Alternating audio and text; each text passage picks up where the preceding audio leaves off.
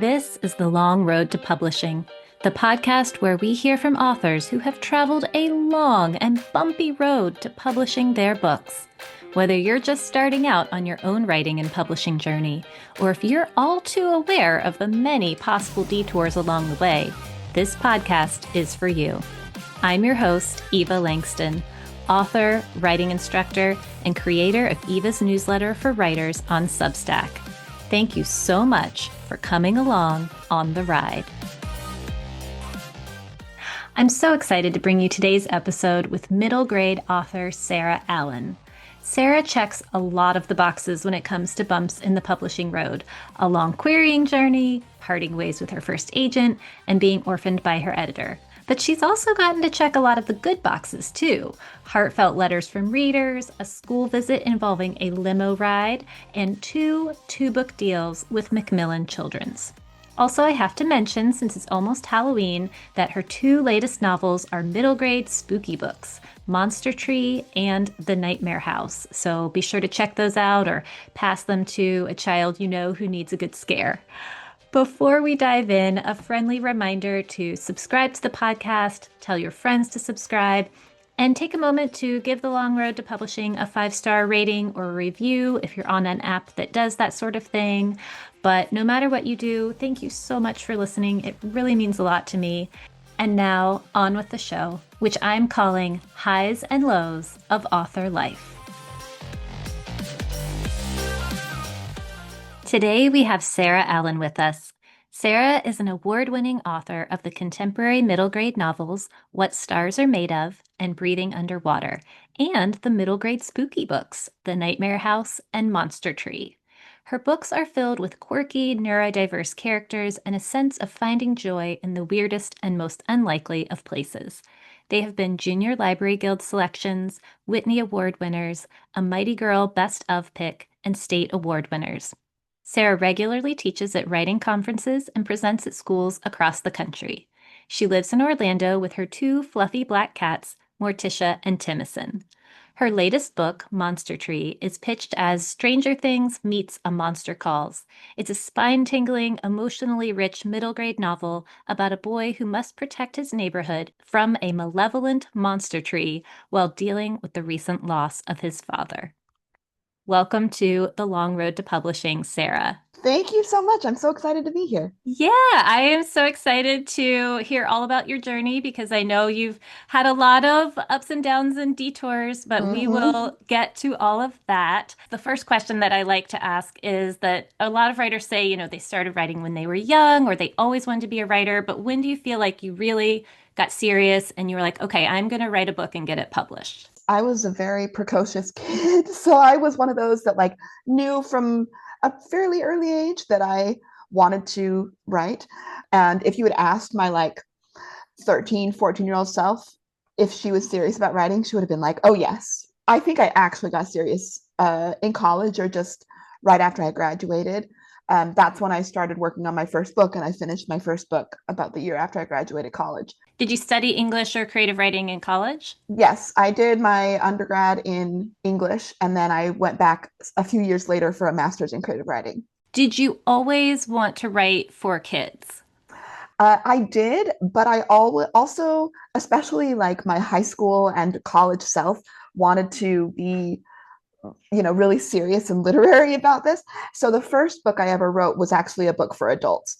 It was sort of a speculative book, and it's terrible, and it will probably never see the light of day. Although the main character, George, is a zookeeper, and I love him, and he still has a near and dear place in my heart. But no, it took, I had to get my maybe pretentious, literary feelings about myself out of the way. And then I was like, you know what? This is not actually what I want to do. I want to write for kids. And so after that, I came back to my roots.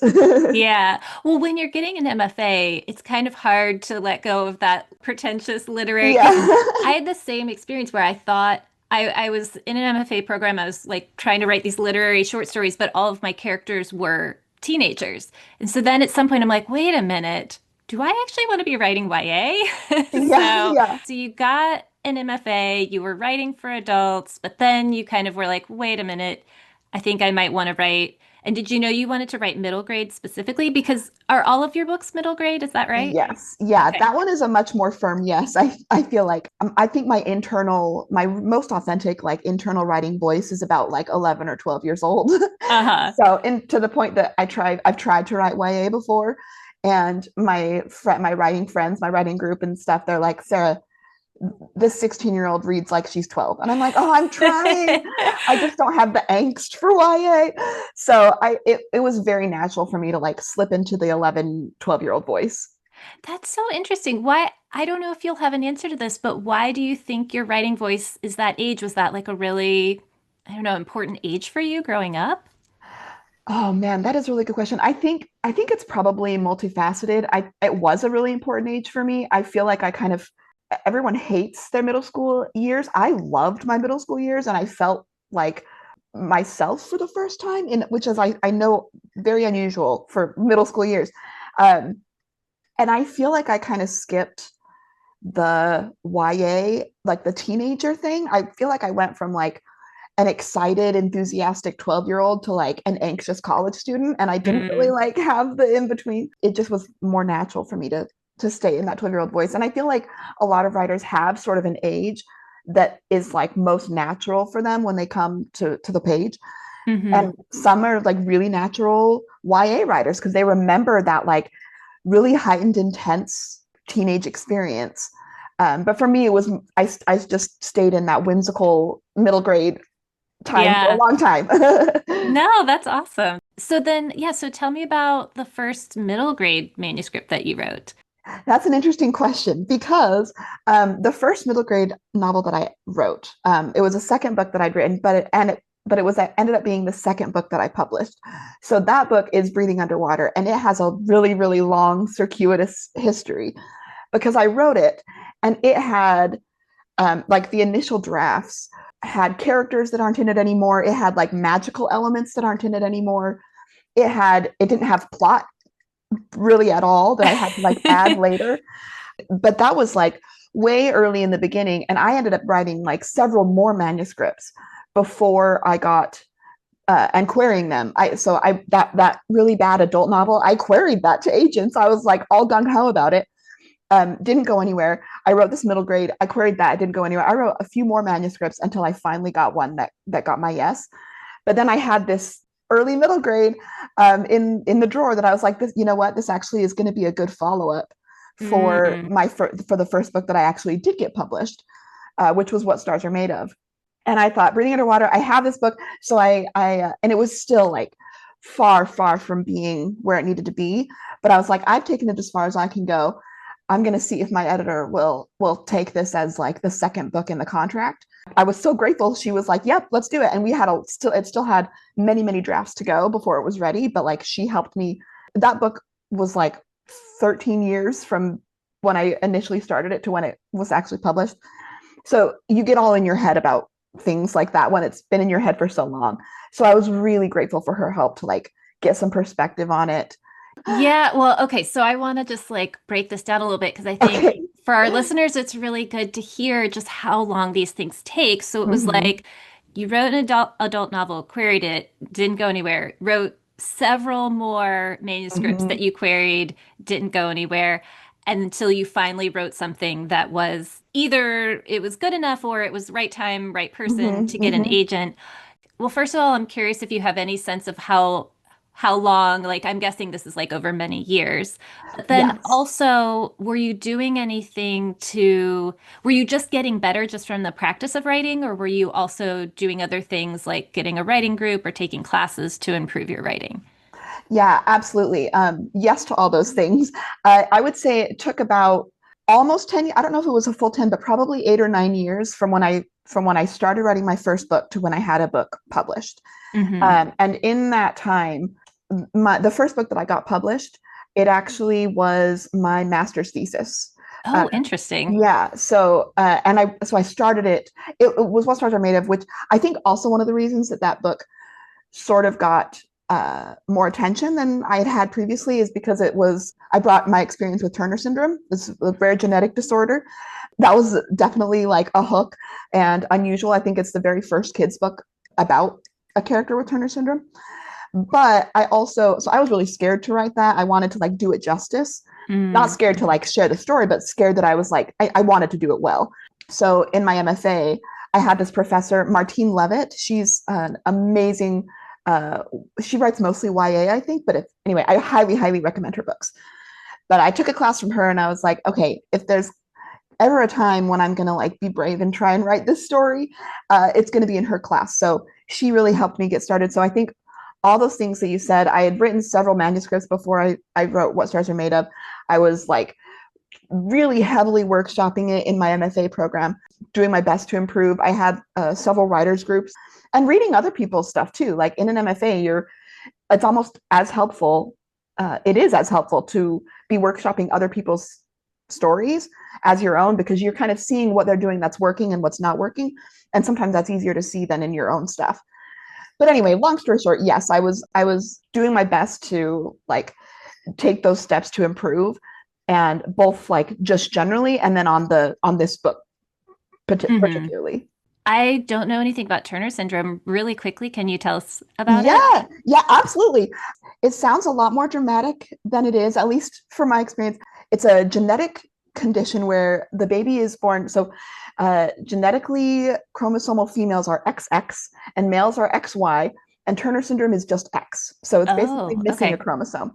So, the most like common comparison I can think of, and it's not really a one-to-one comparison, but with Down syndrome, for example, that's an extra chromosome. So it comes with stuff like I had to take growth hormone shots when I was like 8 to 12.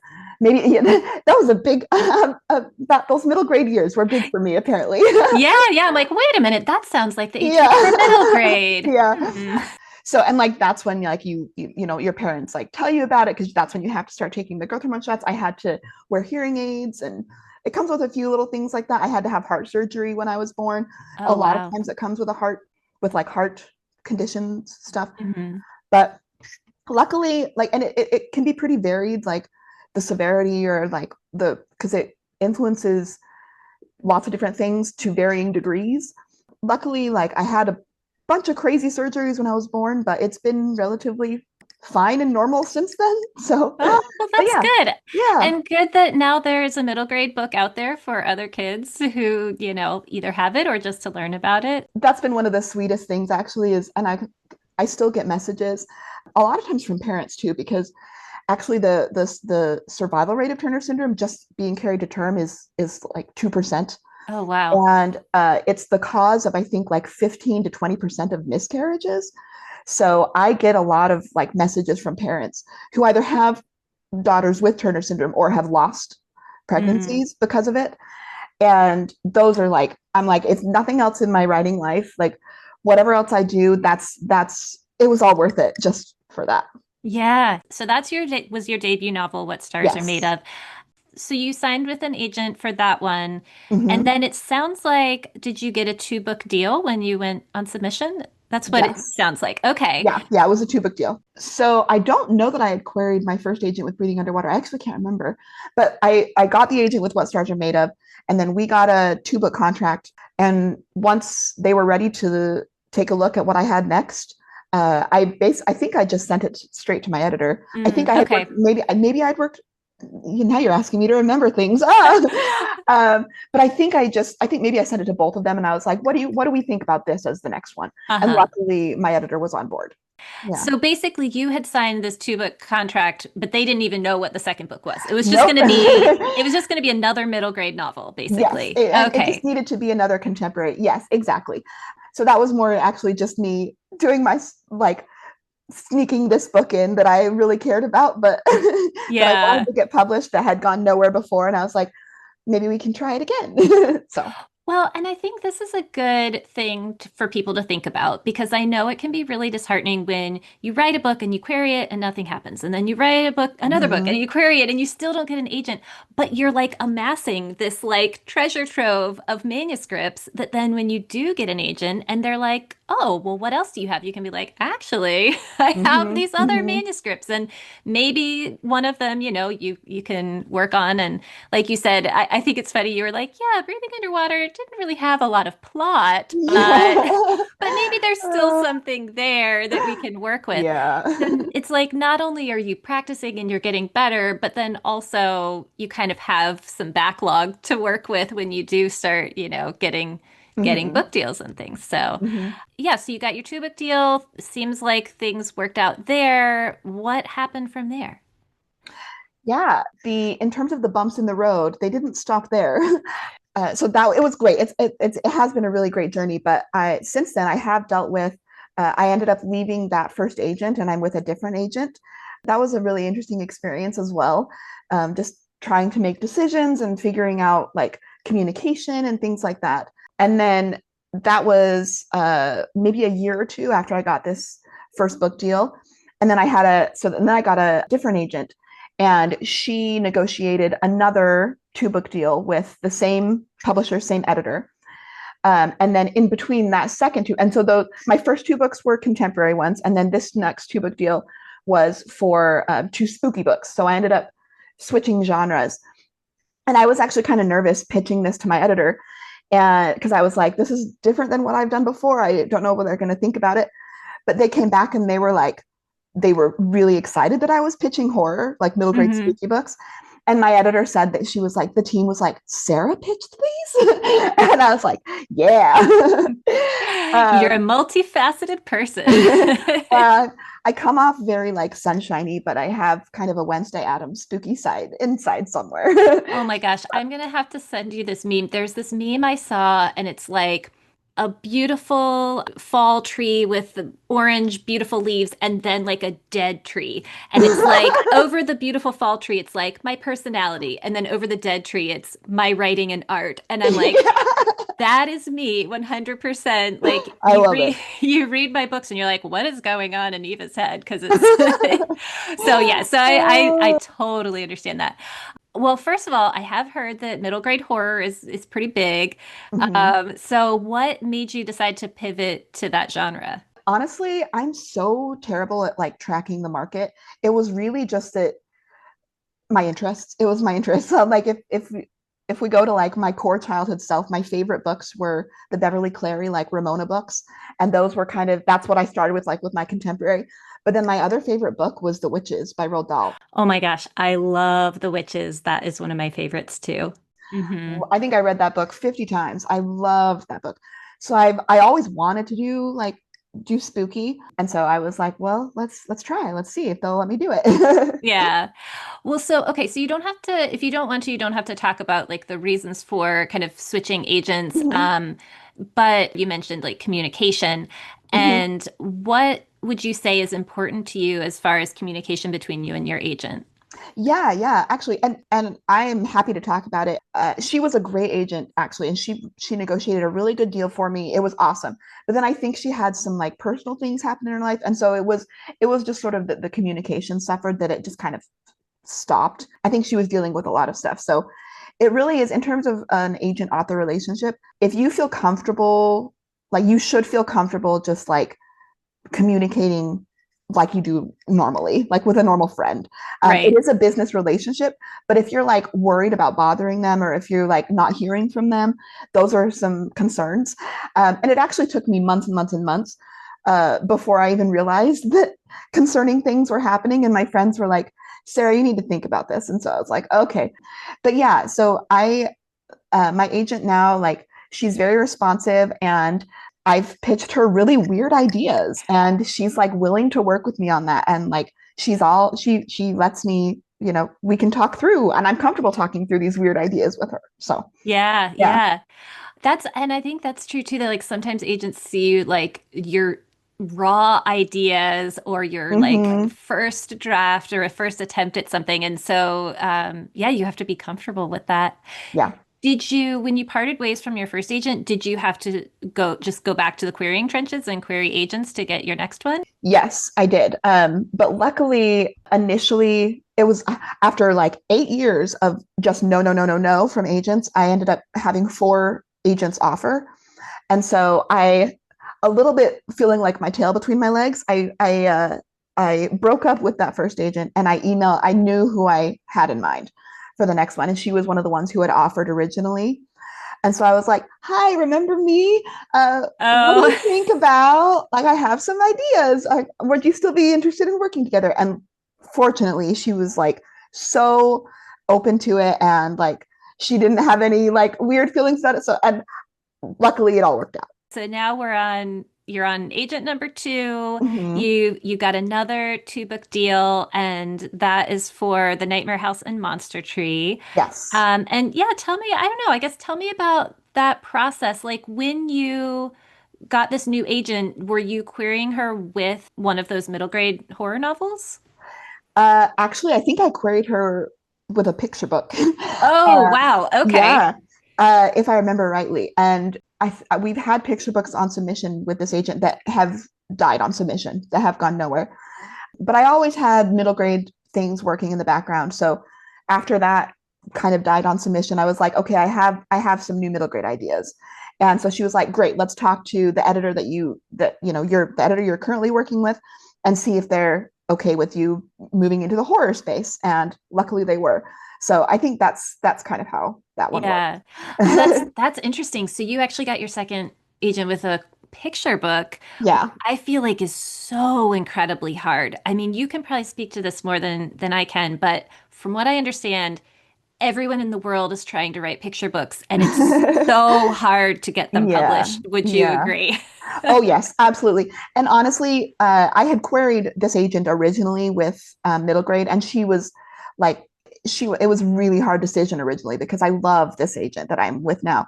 So she was familiar with my middle grade work. Like it wasn't, I don't know how successful my query would have been with just the picture book, but like we had had a previous connection. She had offered originally on middle grade projects. So she knew my middle grade voice. She knew in my query letter, I said, I am still working on middle grade stuff, but I didn't want to have nothing to query her with. So I was like, here's some picture books and I'm working on middle grade as well. Are you still interested in working together? So it was a little bit of a maybe unusual query situation, Yeah.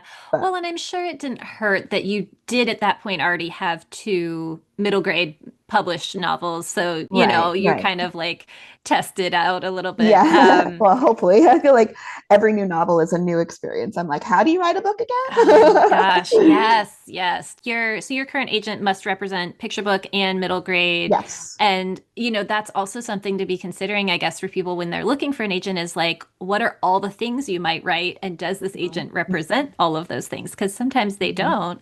Tell me a little bit more about every book is different. Every book you sit down and you're like, what am I doing again? Like, I don't know. What's been your experience? Like you've obviously written a lot of books at this point, and does it ever feel like it gets easier, or is it just every time it's hard again? So I always think of it.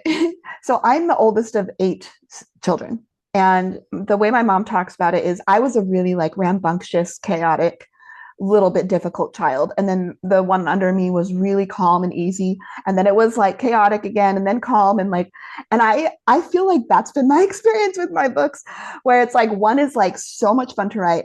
And like after I finish that one, an easy book, I'm to the point now where I'm like, uh-oh, the next one's gonna be really hard because that's how it's been. It goes hard, easy, hard, easy. So I don't know if that's for Yeah. how it happens for everyone, but it really is a new experience each time. What you said about being the oldest of eight, now I'm also getting an understanding of what you gravitate towards the kid books because you obviously just Yeah. like understand kids. You were around kids growing up, and yeah. Oh yeah. Speaking of which, and we can go back to your journey in a minute, but I did want to ask, since we're talking about kids, how has it been doing school visits? Because I know you said you do a lot of school visits. Do you have suggestions or thoughts about doing school visits? Yes. Oh my gosh. I love doing school visits so much. It's one of my favorite parts about writing for kids. I definitely don't feel like the expert on school visits. I have friends who are like so good at both doing the visit and also like coordinating it and doing the outreach and all of that stuff. But I feel like it's been a lot of trial and error. But my biggest suggestion is to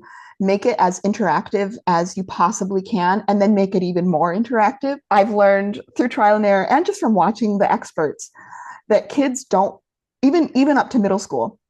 Like I've done visits from like second grade up till like eighth, ninth grade. They don't necessarily want to see you like sit there for 40 minutes talking about yourself and your books. So ironically, like the best advice is that your school visits are as little about you as possible. Like they do want to hear about you, but they want to hear about you in terms of how you relate to them. You know, talking about your experiences when you were their age and like maybe a little bit about like where you get your ideas, but making it as interactive and like asking them questions. They want to be asked a lot of questions. And I love like, especially the younger kids, like they'll raise their hand at literally everything and they might not even have anything to say, but they just want to be involved so bad. And so I hear a lot about like, I ask some question and they just want to tell me about their dog. So just be involving the kids as much as possible is my best advice. And I know you said you weren't maybe the best at this, but are you reaching out to schools and saying, "Hey, I'm available for visits," or are people coming to you, or both? It's been both, and also it's been a little tricky. I live in Orlando, and I have for a full 2 years now. I've lived in like 8 states in the last decade, and I'm finally feeling like I'm in the place where I want to stay. But it also has been like if you're not in a place for very long, then you don't have that as much opportunity to make those connections and form those relationships. But I feel like I'm starting to get there and also seeing how other people do it, starting to learn how they do that outreach. I just had the coolest school visit I think I've ever done. It was a school that was like really close to me. And so I think that's why I ended up being part of it. It's the Sunshine State Young Readers Awards. And so this middle school or this elementary school gave limo rides to a pizza place to all the students who had read all of the Sunshine State books. And they brought in me and a handful of other authors to just do like some author visits as well. So I got to like ride in a limo with these fifth grade boys and like it was awesome. It was like the best school visit ever. That's so much fun. That's so cool. Props to the administrators and teachers who like set that up and like that one was definitely I just lucked into it. Yeah, yeah. Well, I know you mentioned, you have writer friends. Are your writer friends mostly other middle grade authors? Yeah. It's a small world publishing and then kid publishing, middle grade publishing is even smaller. So, and a lot of them are from the same year that I debuted. I debuted in 2020, and a lot of my writing friends are actually also from Utah, where I'm from. That just narrows the community. So all the middle grade writers from Utah, we all kind of know each other, and then also a lot of middle grade writers who debuted in 2020. We kind of had like a debut commiseration group because debuting in 2020 was not super Oh, fun. yes. Now I'm So like, oh, right. yeah, That was yeah, not a good time to debut. yeah. Yeah. So that's nice. So you have kind of a community where you can like get suggestions of like, hey, Hmm. how can I spice up my school visit? Or are these people Absolutely. also who swap pages and do critiques with this group, or do you have a group for that? Yeah. I would say it's less of a formal group and more of just like an interconnection of other writers who we know each other. And when we have something that we need eyes on, I'll reach out to them, they'll reach out to me, and we'll swap pages. Do you Mhm. have suggestions of like how can writers find their people and find a community?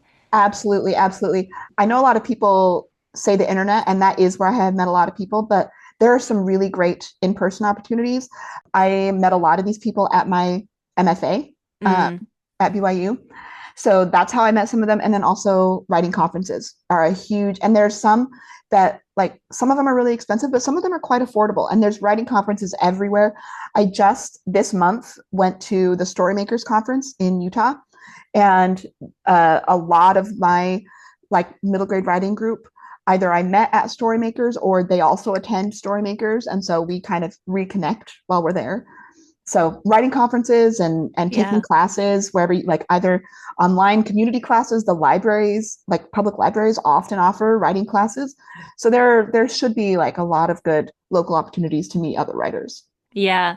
Yeah, I always like the writing class suggestion, especially if it's like a workshop class, because then you see Mm-hmm.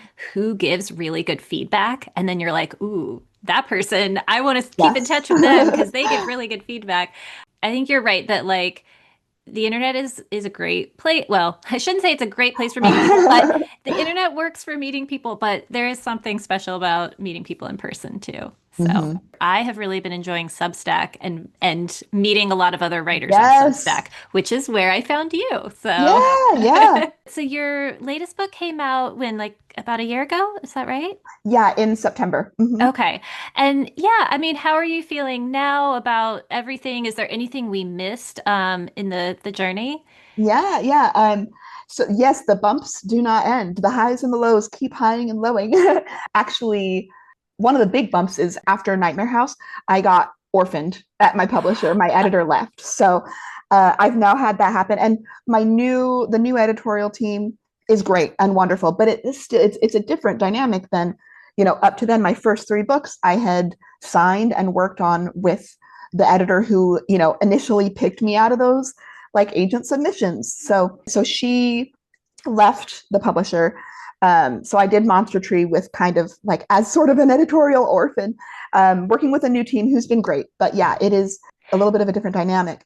And now what I'm working on, my agent and I are going to be kind of queer. We're going to be going back on submission with what Mm-hmm. I'm working on now. So in a lot of ways, it's kind of like the first chapter of my publishing career has kind of, in a weird way, it feels like it's a little bit closed, and now we're on to the next like new chapter, new things. So Right. And I've heard that this happens. So just for people who don't know, getting orphaned by your editor is like yeah. the editor that picked you, that you signed this book contract, but then that editor leaves for whatever reason, which I've heard like they leave to go to some other imprint, Hmm. or Hmm. like they go on maternity leave or whatever. And Hmm. so then you're kind of like, who's going to be my editor? And you get, Yeah. maybe put with someone who maybe it's what, they weren't the one to pick you. Yeah. Right. So, but it's good. I'm glad to hear that you had a good experience with your new editor. But then, yeah, so now with your new project, you're going to have to go back out on submission and find a new editor and find Yep. a new publishing house and everything. Yep. Yeah, so you really have checked a lot of the boxes that I asked about. It's Yeah. like you've parted ways with your first agent, you queried for years over multiple manuscripts, you got orphaned Hmm. by your editor. Yeah, well, so we may have already covered this, but what's something that surprised you on your whole writing and publishing journey, either a good thing or a bad thing, or you can give us one of each? I would say the thing that surprised me is it surprised me in both good and bad ways. And it was basically the amount of control that writers do and don't have. I basically didn't realize how much I was in charge of in Oh, terms okay. of, and not just in charge of, but like if I wanted it to happen, I needed to make it happen, which is both good and bad. Like in later books, like more, but initially you're like, I don't really know what I'm supposed to be in charge of or like what I'm responsible for. But in terms of like marketing or getting blurbs, it surprised me how much like what I wanted to make happen that I could ask for things. Like one of the best things that ever happened was Gary Schmidt, who is one of my favorite middle grade authors ever. He's Newbery Award winning. Like I love his book so much. He wrote The Wednesday Wars and Okay for Now. And I wanted him to blurb breathing underwater. And so I asked for it and I was like, can we get Gary Schmidt? And so they helped me with that. And then a lot of things that aren't in our control and that you kind of have to like let it go. So a lot of things I've learned like how to do better, like doing a Substack, like doing the marketing. Marketing kids books is so weird and like tricky and nuanced and weird. So a lot of things that I've learned like how to do myself, and then a lot of like letting things go. Like I remember starting with this huge pressure, this idea of like what I needed to do on social media, for example. In that arena, I don't have a lot of control, you know. So that's sort of what has surprised me is the need to ask for things that you want, and then also the need to like and the ability to make them happen. Like you have more ability and more like autonomy in your writing career than I expected. But then also that does mean that like a lot of things that if you're not making them happen, they're not going to happen and you can like just let them go. Yeah, because I know as far as marketing goes, I do hear a lot of like, you have to do a lot of your own marketing, even if you're with a traditional big five Mm-hmm. publisher. Mm-hmm. So, and I know sometimes authors are like, oh, I don't want to step on anybody's toes. But then it's like, well, but really, if you don't do these things for yourself, like nobody's going to do them. So, what are some Yeah. things that you realized like, oh, I should just do this myself. Well, you said like asking for a blurb, but Hmm. is there anything Hmm. else like marketing wise that you were like, oh, I can just do this, or like this is in my control? Yeah, yeah. Especially for kidlit, I would say a lot of that is outreach to teachers. So that's something I definitely feel like I've learned through the years watching people who are really good at it, but just realizing that that really is the bread and butter of being a kidlit author is those school visits and like those teacher and librarian connections. One thing I've started to do recently is I've started a teachers pay teachers store where I like just on Canva or like the iPad app Procreate that like you can create art and flyers on. I make just little like activity sheets that are sort of like maybe tangentially related to my books, but not necessarily. But I just put my book covers on the corner and like my website, and then I just upload them to Teachers Pay Teachers for free. And some of them have like several hundred downloads now, which is it's this still a new strategy or new endeavor for me. So we'll see what impact it has. But that's been a big one is just figuring out how to work with teachers and how to like make those connections. And then also you mentioned Substack. I think that's going to be, I'm really excited to see the impact of a strong Substack focus on like future books in my career. Hmm. I feel like I haven't had that until more recently, where I've been like the last year, I have been really like emphasizing that as part of my platform. And I'm curious to see the impact that will have on like releasing another book, you know, Hmm. doing a cover reveal on Substack or and having that grown and growing email list and how that will impact releasing another book if and when, you know, when that Yeah. happens. Yeah. No, it's interesting because it does feel like you said with children's books, it's such a different landscape of like, you're not necessarily marketing to the kids themselves, you're marketing to the Hmm. teachers and the parents and the school librarians and Hmm. having to, make those connections yourself. So that's, yeah, that's interesting. Well, Yeah. it's always good to hear about things that are in our control because so many things are Right. not in our control. So, Yeah. yeah. Okay. So I end every episode with kind of a tip for the road for our listeners. And it can be a tip about writing or querying or marketing or how to survive rejections. So, what's your tip for the road? I'll kind of do two. From a marketing like business standpoint, I would say don't be scared of email marketing and start your strategy with that as soon as possible. I wish I had started it and been more strategic about it way, way sooner. And then second, you're going to spend so much time on the books that you work on, like once on getting them published, and when they're published, the work doesn't end. So just be sure that you are writing stories that you really care about. You're going to get sick of them. And so if there's not something that like, okay, I'm sick of this, but I care about these characters so much and this story really needs to be told, and I'm really kind of the only person who can tell it, or there's a reason that you feel strongly about the particular story, those follow those. The market trends are going to be up and down. It's tides. Following them that way lies madness. So write what is you to the core.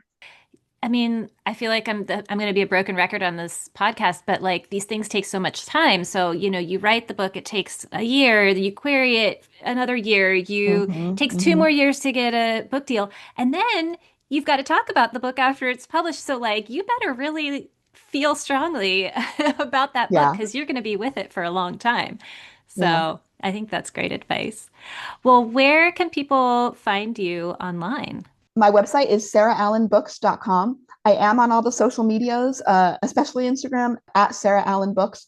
But the best place to follow along is my Substack, is my newsletter, Yeah. sarahallen.substack.com. And to your point, that is a place where you're building an email list. I actually Mm-hmm. saw something recently that reminded us to like be sure to go in every now and then and like download your email list from Substack because Mm-hmm. it's yours and you never know what's going to happen with these platforms, but with that one, those that email list is yours to, Yep. do with Yep. as you please. So, yeah. Yeah.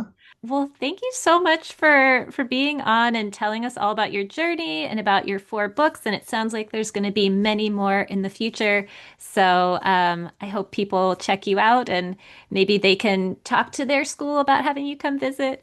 So Yes, I would love that. Yeah, yeah. Thank you so much. This is really fun to chat. A huge thanks to Sarah for coming on the show, and a big thanks to this episode's first listener, middle grade enthusiast Megan Boyd. The Long Road to Publishing is produced and edited by me, Eva Langston, and the intro and outro music comes from the artist Soundroll on Upbeat. You can find me online on Instagram, Blue Sky, and Substack with the handle Eva Langston. Even better, find my newsletter for writers at evalangston.substack.com, and feel free to send me an email. The podcast address is longroad.pub@gmail.com. Remember to rate, review, and subscribe to the show, and I'll be back soon with more stories about the long and winding path to publishing and more tips for the road.